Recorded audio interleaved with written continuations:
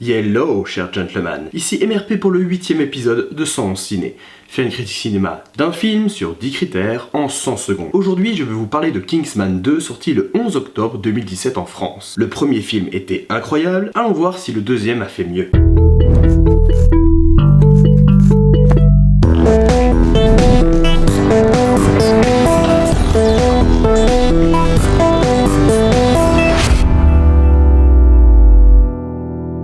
Vous êtes prêts?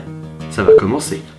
Une communication classique dans un style qui ne l'est pas. Les Kingsman ont un style bien à eux, même dans l'affiche, avec l'élégance et la classe à l'anglaise. Un scénario qui garde la trame de l'ancien, donc mauvais point. L'univers est donc bien respecté, mais cette fois-ci, on rajoute des enjeux, même une petite morale politique sur la consommation de drogue. Taron Egerton, je pense qu'il a un grand avenir dans le cinéma. Il est expressif et charismatique. Mark Strong, dans le rôle de Merlin, prend de l'ampleur avec plusieurs situations. Julianne Moore n'égale pas Samuel L. Jackson. En même temps, personne n'égale Samuel L. Jackson.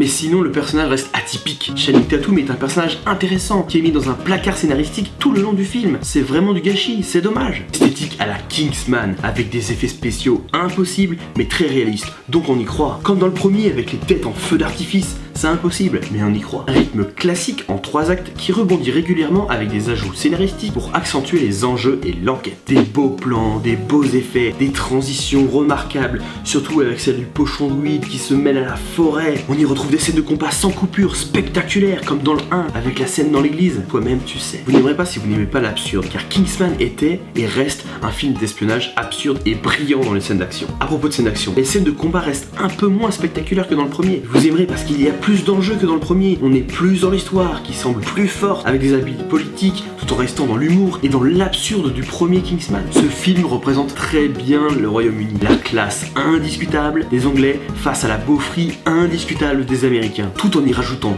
l'humour à l'anglaise, très présent, un peu what the fuck. Donc nous avons la classe anglaise et le what the fuck anglais. Kingsman. Le ciné lui donne un de 7,2 sur 10, sens critique de 6,6 sur 10, moins de 40 sur 50, ce qui fait un total de 53,8 sur 70.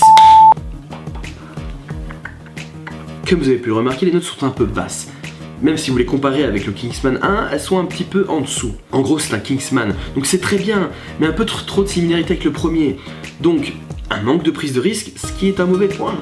En revanche, une direction vers des enjeux plus importants est à souligner. Donc oui, personnellement, j'ai quand même préféré le premier. Comme la dernière fois, je note sur 70, comme ça vous pouvez donner une note sur 30 en commentaire. Pour que cette note soit le plus représentative possible, n'hésitez pas à la partager à vos amis afin qu'ils mettent aussi leur note. La semaine dernière, nous avons parlé de Blade Runner 2049. Voici sa note finale.